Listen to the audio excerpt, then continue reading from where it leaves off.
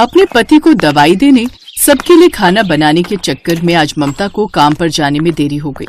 वो काम पर पहुंची तो सेठानी उस पर जोर जोर से चिल्लाने लगी, मिल गई महारानी को फुर्सत काम पर आने की, कब से राह देख रही हूँ, चल अब जल्दी से काम पर लग जा।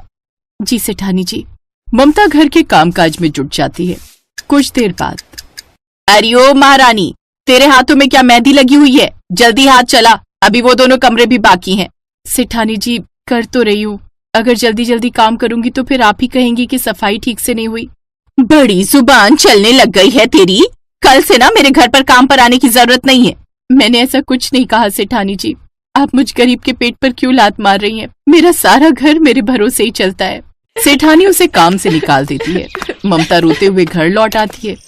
वो जैसे ही अंदर पहुंचती है, बाहर से उसके दोनों बच्चे भागते हुए आते हैं। चलो ना माँ, चलो ना, हम तुम्हें कुछ दिखाना चाहते हैं। ओफो बच्चों, क्या हुआ? वो उसे आंगन में ले जाते हैं जहाँ क्यारी में ढेर सारे करेले लगे हुए थे। ये देखकर ममता भी हैरान रह गई। वाह बच्चों, ये तो कितने सारे करेले हैं, ऊपर से कितने ताजे भी। सचमुच आज तुम्हारी मेहनत रंग लाई। माँ, अब जल्दी से हम दोनों के लिए करेले के पकौड़े बना दो। करेले के पकौड़े? हाँ, मेरा दोस्त है ना मोनू, उसने बताया था कि जब भी वो अपने गांव जाते थे, कैसे उसकी दादी उनके लिए करेले के पकौड़े बनाती थी। हाँ, वो तो मेरी माँ यानी कि तुम्हारी नानी भी बनाती थी। मैंने कभी बनाए तो नहीं, लेकिन हाँ, आज अपने बच्चों के लिए जरूर बना कर देखूंगी। ममता को हल्का हल्का याद था कि कैसे उसकी माँ करेले के पकौड़े बनाया करती थी, इसलिए वो करेले तोड़कर, उन्हें छीलकर, धोकर, फिर बेसन मिलाकर उसमें मसाले डाल देती है और उन्हें तल लेती है। जब वो अपने बच्चों को और अपने पति को खाने को देती है तो वो लोग तो खुशी हो जाते हैं। वाह ममता, क्या स्वादिष्ट पकौड़े बने हैं। हाँ माँ, इनका तो जवाब ही नहीं, क्रिस्पी क्रिस्पी, करारे करारे। ऊपर से कड़वाहट तो इसमें बिल्कुल भी नहीं है और खुशबू भी बहुत अच्छी आ रही है। तभी वहाँ ममता की पड़ोसन सुनीता आ जाती है। बच्चों को पकौड़ों की तारीफ करते सुनकर वो भी ममता से कहकर पकौड़े चखती है। करेले के पकौड़े खाकर तो उसका मन ही खुश हो जाता है। वाह ममता, क्या कमाल के पकौड़े बनाए हैं तूने, और ये सिलबट्टे पर पीसी हुई चटनी का तो जवाब ही नहीं। वाह वाह वाह, मजा ही आ गया। मैंने तो कभी नहीं सोचा था कि करेले के पकौड़े भी इतने टेस्टी हो सकते हैं। क्यों री ममता, आज से पहले तूने कभी नहीं खिलाया मैं ये करेले के पकौड़े बनाकर। क्या करूं सुनीता, जब से इनकी तबीयत खराब हुई है, पैसे कमाने की ऐसी होड़ लगी है कि कुछ दिमाग में रहता ही नहीं है। काम मिल जाए तो 2 पैसे कमा लूं और अपना घर चला सकूं। अब देखो ना, सेठानी ने बेवजह ही मुझे काम से निकाल दिया। इसीलिए तुम्हारा बेटा बबलू मिला था तो मैंने उसे कहा था तुम्हें यहाँ भेजने के लिए। सुनीता बहन, अगर कहीं कोई काम हो तो बताना। तू सच कहती है, हम गरीबों के लिए तो सबसे ऊपर काम ही है। मेहनत करेंगे तो 2 पैसे कमा पाएंगे। कहीं कोई काम होगा तो मैं तुझे बताती हूँ। अच्छा मैं चलती हूँ अब। वैसे ममता, एक और पकौड़ा मिलेगा क्या? कैसी बात करती हो सुनीता बहन, तुम एक क्या 4-4 पकौड़े खाओ, और ये लो थोड़े से बबलू के लिए भी लेती जाओ चटनी के साथ। सुनीता पकौड़े लेकर जाने लगी, तभी उसके दिमाग में एक विचार आया। उसने ममता से कहा, ममता वैसे तूने इतने अच्छे पकौड़े बनाए हैं, चटनी भी कमाल की है, और मुझे लगता है लोगों ने आज तक ऐसे कमाल के पकौड़े खाए नहीं होंगे। क्यों ना तुम करेले के पकौड़े बनाकर ही बेचो। बबलू के पापा तो चले गए, लेकिन उनका ठेला अभी भी घर के बाहर पड़ा है। तुम चाहो तो ठेले पर करेले बनाकर बेच सकती हो, और कहीं काम मिलेगा तो मैं तुम्हें जरूर बताऊंगी, लेकिन तब तक तुम ये काम भी कर सकती हो। ये कहकर सुनीता वहां से चली गई। अगले दिन से ममता फिर काम की तलाश में लग गई, लेकिन नौकरी थी कि कहीं उसे मिल ही नहीं रही थी। धीरे धीरे उसके बचत के पैसे भी खत्म होने लगे। अब उसने करेले के पकौड़े बनाकर बेचने का फैसला किया। वो सुनीता के पास जाती है। तूने बिल्कुल सही फैसला लिया है ममता, अब तू तो जानती है कि आजकल नौकरियां रखी कहाँ हैं। तुम बिल्कुल ठीक कहती हो बहन। वैसे पक्का ना, मैं करेले के पकौड़ों का काम खोल लूं ना? हाँ ममता, और तुझे कोई मदद की जरूरत होगी तो मैं करूंगी मदद तेरी। ठीक है, तो मुझे कुछ पैसे उधार दे दे, और बबलू के पापा का ठेला भी मुझे चाहिए होगा। हाँ हाँ, तू बस काम शुरू कर, बाकी सब मैं देख लूंगी। मैं तेरे बनाए हुए टेस्टी करेले के पकौड़ों की तारीफ सबसे करूंगी। सुनीता ने कुछ पैसे ममता को दिए, जिससे वो जरूरी सामान ले आई। फिर अगले दिन से ठेले पर पकौड़े बनाकर बेचने लगी। आइए आइए, गर्मा गर्म करेले के पकौड़े और सिलबट्टे की बनी हुई चटनी खाइए। लेकिन करेले का नाम सुनकर कोई उसके ठेले पर आ ही नहीं रहा था। करेले के पकौड़े? अरे छी, करेले की कड़वी सब्जी तो बड़ी मुश्किल से खाई जाती है, फिर करेले के पकौड़े कैसे खाएं? पहले दिन तो उसकी बिल्कुल भी कमाई नहीं हुई। उस रात उसने घर पर खाना नहीं बनाया और सबने मिलकर घर पर वो बचे हुए करेले के पकौड़े ही खाए। लेकिन उसने हार नहीं मानी और अगले दिन फिर से उसने अपने आंगन में लगे करेले तोड़े और उनके पकौड़े बनाकर बेचने लगी। तभी उसके पास एक शुगर पेशेंट आई। करेले के पकौड़े? रोज रोज इस मुँहे शुगर को कम करने के लिए करेले का जूस तो मैंने बहुत पी लिया, लेकिन आज करेले के पकौड़े भी खाकर देख लेती हूँ। बेटी, कितने की है प्लेट? माँ जी, सिर्फ 20 रुपए। अच्छा, तो एक प्लेट लगा दे। जी माँ जी। ममता ने जल्दी से करेले के पकौड़े सिलबट्टे पर बनी हुई चटनी के साथ उस बूढ़ी अम्मा को परोसे, तो उनको खाकर तो वो खुशी हो गई। इतने लाजवाब पकौड़े तो पनीर, प्याज, आलू के भी नहीं होते जितने टेस्टी ये करेले के पकौड़े बने हैं। सचमुच बेटी, तुम्हारे हाथों में तो कमाल का जादू है। ये बात सुनते ही ममता खुश हो गई। तभी थोड़ी दूरी पर खड़े 2 यूट्यूबर वीडियोस शूट कर रहे थे, जिसमें उन दोनों की बात भी रिकॉर्ड हो गई। करेले के पकौड़े। यार रोहन, हमें यूं किसी भी गरीब पर हंसना नहीं चाहिए। क्या पता उनके करेले के पकौड़े सचमुच लाजवाब हो। चलना हम चलकर उनकी वीडियो शूट करते हैं। क्या पता ऐसे ही ये करेले के पकौड़े वाली फेमस हो जाए और हमारी वीडियो भी हिट हो जाए। ये सोचकर वो दोनों करेले के पकौड़ी वाले के पास गए और अपना मोबाइल फोन से शूट करने लगते हैं और उससे सवाल पूछते हैं। क्या आपको लगता है कि करेले के पकौड़े खाने भी कोई आएगा? ऐसी क्या खास बात है आपके इन पकौड़ों में? एक बार आप भी खाकर देखिए, फिर बताइए क्या कोई दोबारा इन्हें खाने यहाँ आएगा या नहीं। वो दोनों जैसे ही करेले के पकौड़े खाते हैं तो खुश हो जाते हैं और लाइव टेलीकास्ट करते हुए कहते हैं, वाह, सचमुच बहुत ही अच्छे बने हैं ये करेले के पकौड़े। दोस्तों, आप सब भी इनके ठेले पर आइएगा और इनके करेले के पकौड़े जरूर खाइए। उनके काफी सारे सब्सक्राइबर थे। करेले के पकौड़ों के नाम से ही कुछ अलग तरह का खाना खाने की इच्छा रखने वाले लोगों की भीड़ उसके ठेले पर लग जाती है और 20 रुपए करेले के पकौड़े तो हर कोई खाना चाहेगा। उस रोज उसके सारे करेले के पकौड़े बिक गए। शाम को सारा सामान समेटकर जब वो घर आती है तो उस दिन वो बहुत खुश थी। ममता, कैसा रहा आज का दिन? आप यकीन नहीं करेंगे जी, आज मेरे सारे पकौड़े बिक गए।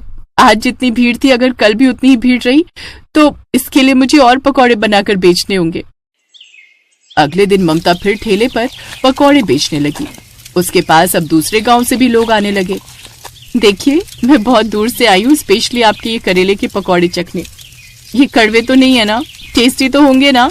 आप बेफिक्र रहिए, बहुत अच्छे लगेंगे आपको ये पकौड़े। उस लड़की ने भी वो करेले के पकौड़े खाए तो वो बहुत खुश हुई। अब ममता के ठेले पर करेले के पकौड़े कुछ ही घंटों में खत्म हो जाते। उसकी खूब कमाई होने लगी। उसने सुनीता के पैसे भी लौटा दिए और कुछ समय बाद खुद की दुकान खोल ली, जिससे वो खूब कमाई करने लगी।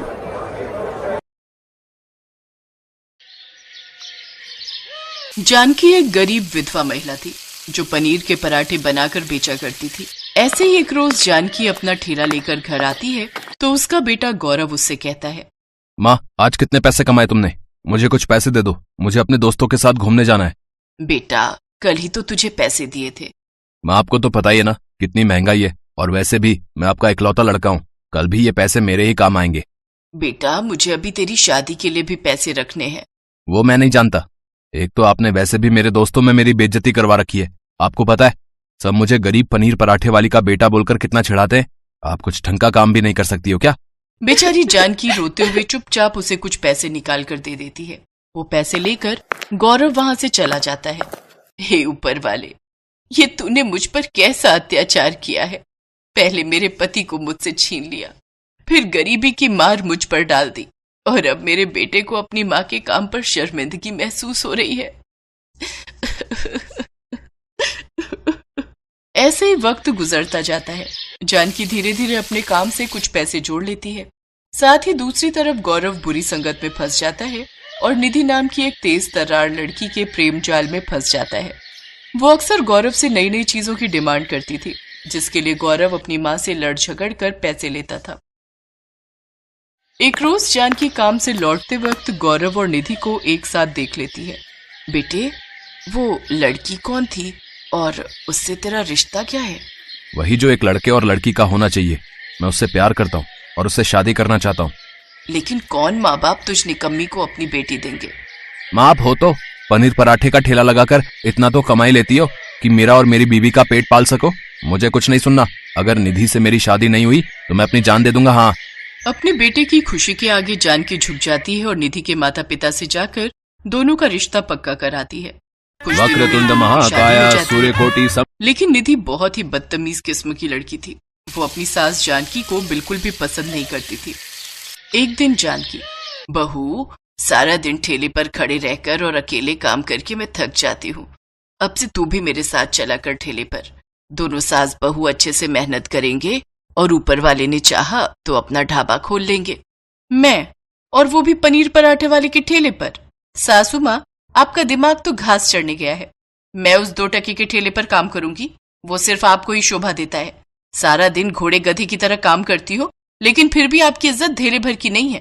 ये मत भूलो बहू कि उसी 2 टके के ठेले की वजह से तुम और तुम्हारा पति 2 वक्त का खाना खा पा रहे हैं। इतना कहकर जानकी काम पर चली जाती है, लेकिन उसकी ये बात निधि को गुस्से से लाल कर देती है। धीरे धीरे वो गौरव को उसकी माँ के खिलाफ भड़का देती है और एक दिन ऐसा आता है जब वो दोनों जानकी से अलग हो जाते हैं। मुझे छोड़कर मत जाओ बेटा, तुम्हारे अलावा मेरा है ही कौन। इस बुढ़ापे में मुझे तुम दोनों की जरूरत है। मेरे बेटे, मेरे बेटे, मेरे बच्चे, मत जाओ मुझे छोड़कर। आखिर क्यों रुके आपके साथ? आपके इस ठेले के अलावा और है ही क्या? मैं अपने पति को अच्छी नौकरी दिलवाऊंगी, फिर हम दोनों खुशी खुशी अपनी जिंदगी जिएंगे। इतना कहकर दोनों घर छोड़कर चले जाते हैं और बेचारी जानकी अकेले रह जाती है। ऐसे ही कुछ समय बीतता है। जानकी अब और बूढ़ी हो चली थी, जिस वजह से उसकी तबीयत खराब रहने लगती है, लेकिन फिर भी वो अपना काम करती रहती है। तो वहीं दूसरी तरफ गौरव की अब तक कोई नौकरी नहीं लगी थी। साथ ही निधि भी गर्भवती हो जाती है, जिस कारण वो कर्ज के बोझ तले दबते जाते हैं। ऐसे ही एक शाम कुछ गुंडे उनके घर आकर धमकी देते हैं। ओए गौरव, ओए तूने हमें बहुत बेवकूफ बना लिया बे। आज तो हम अपने पैसे लेकर ही जाएंगे। तभी वो गुंडे उनके साथ हाथापाई करने लगते हैं, जिसमें निधि को धक्का लगता है और वो पेट के बल गिर जाती है। तभी वहां जानकी आ जाती है और वो अपने बेटे का सारा कर्ज चुका देती है। साथ ही गौरव और जानकी निधि को अस्पताल ले जाते हैं, जहां निधि का गर्भपात हो जाता है। अब उसे अपनी गलती का एहसास हो जाता है और वो अपनी सास से माफी मांगते हुए कहती है, माँ जी मुझे माफ कर दीजिए। अब अपने बच्चे को खोने के बाद मुझे ये एहसास हुआ कि एक माँ को उसके बेटे से अलग करके मुझसे कितनी बड़ी गलती हुई है। मैंने कभी आपकी कदर नहीं की और आपने आज मुसीबत के वक्त हमारा साथ दिया। हमें माफ कर दीजिए माँ जी, हमें माफ कर दीजिए। तुम दोनों को अपनी गलती का एहसास हो गया, बस यही काफी है बेटा। काम कोई भी छोटा या बड़ा नहीं होता, काम बस इज्जत से करना चाहिए। इसके बाद गौरव और निधि फिर से जानकी के साथ रहने लगते हैं। जानकी ने गौरव को बढ़िया से पनीर के पराठे बनाना सिखा दिया। अब जानकी घर पर आराम करती और गौरव पनीर पराठे का ठेला लगाने लगा, तो वहीं निधि अब घर का कामकाज संभालती। जानकी की तरह गौरव के हाथ के पनीर के पराठे भी सबको बहुत पसंद आते हैं और उसका काम अच्छा चलने लगता है। कुछ समय बाद गौरव खुद का ढाबा खोल लेता है, जिसका नाम वो गरीब पनीर पराठे वाली रखता है, जिससे उसकी अच्छी कमाई होने लगती है।